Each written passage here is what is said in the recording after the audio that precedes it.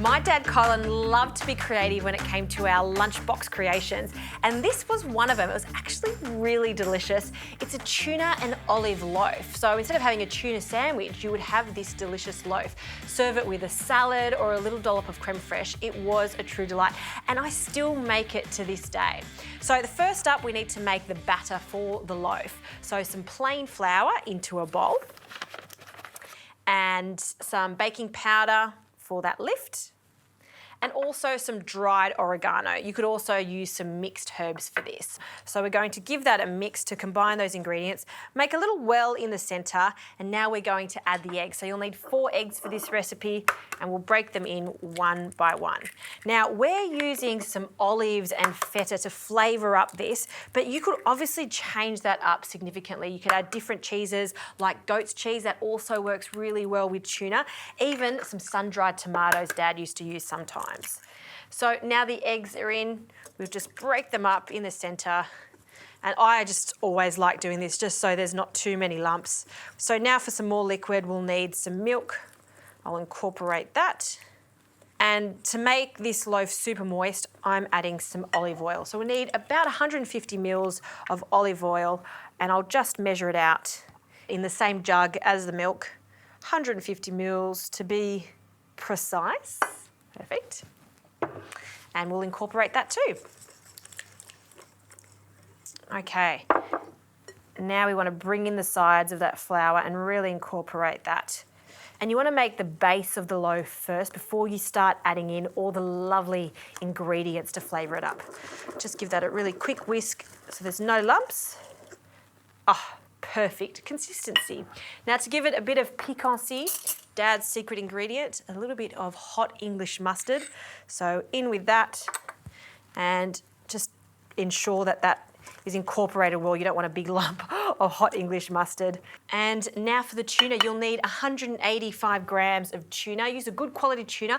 I'm also using a tuna that's in spring water, so it's not too oily. And what I like to do is just flake it up, not too fine. I do like little chunks of the tuna in this loaf.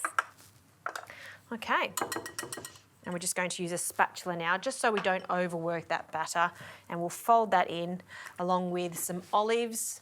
I love the pop of saltiness from the olives, and some feta.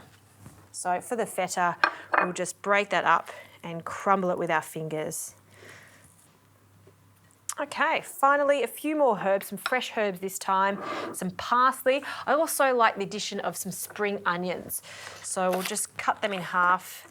Dark and white part, we'll just thinly slice them. If you like, you could also change up the spring onions to chives. They work really nicely too. In they go. And a few sprigs of parsley. I'll take the stalks off, and again, we'll just scrunch all of that up together and finally chop it. Okay, just run your knife through it a few times. Last little thing I like to add to this is some freshly cracked pepper, and we are good to go. You can see how fast it is to bring together. We'll fold everything together.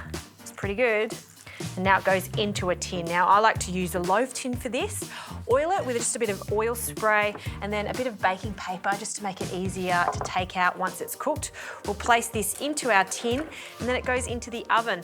I've set my temperature to a moderate temperature, 180 degrees, and this will cook for about 40 to 45 minutes or until a skewer is inserted into the centre and it comes out clean.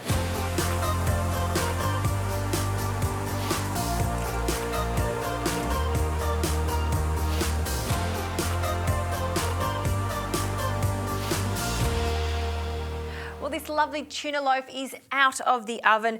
Do allow it to cool slightly before slicing into it. I'll take the sides off and we'll take that out carefully. Oh, and look at that. Wonderful golden colour, just right.